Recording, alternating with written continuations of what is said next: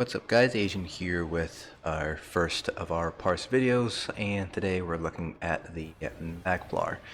So unfortunately, due to the nerf to Blood for Blood, a lot of Magicka DPS, their sustain has gone down quite a bit. So for those guys who are not aware, with Blood for Blood, you can no longer be healed by your healers if you're using that ability. You will not be able to get healed for 5 seconds after casting the ability.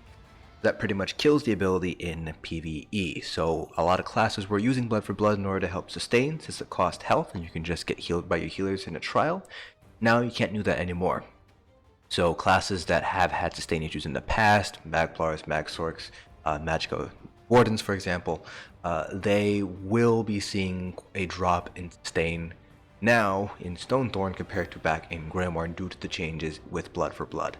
On top of that, we had other changes. There were a couple of set changes, a couple of Mundus changes that kind of adjusted a few things in the meta. Not so much in terms of skills and passives, it's mostly just sort of set things that changed, that really changed how the meta kind of played out for Magicka DPS. So for example, now, obviously you can tell here, I'm having a bit of trouble sustaining as a Magplar because we're not using Blood for Blood.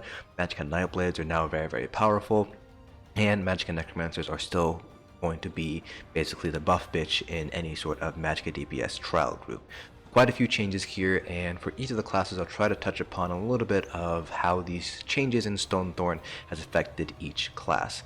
This is a Magplar, again, one of the hardest to sustain overall, even with something like Channeled Focus. You could run something like Spell Sim, if you're parsing, but it's definitely more difficult to sustain now. Do note that in a trial and organized group, you shouldn't have this much trouble sustaining. You should be getting things like Hollowfang, Symphony of Blades, Rikugams, Master's Restoration Staff. All those stuff are missing from the trial's dummies, so in an actual trial you will have better sustain than what is being shown here. But Magplars do have a little bit of trouble sustaining.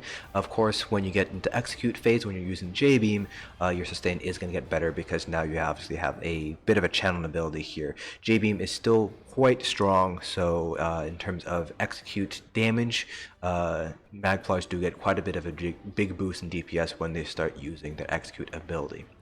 But yeah, that's pretty much covers it for Magicka Templars. In these new build videos, information about the gear I'm running, CP, attribute distributions, race, all those kind of things are going to be down in the description below, as well as a link to the UASP build editor with a copy of this build. So make sure to check out the description if you guys have any questions about that kind of stuff. But beyond that, if you guys have any questions about the build, feel free to leave a comment and I will try to answer them to the best of my ability. But for now, enjoy the rest of this parse.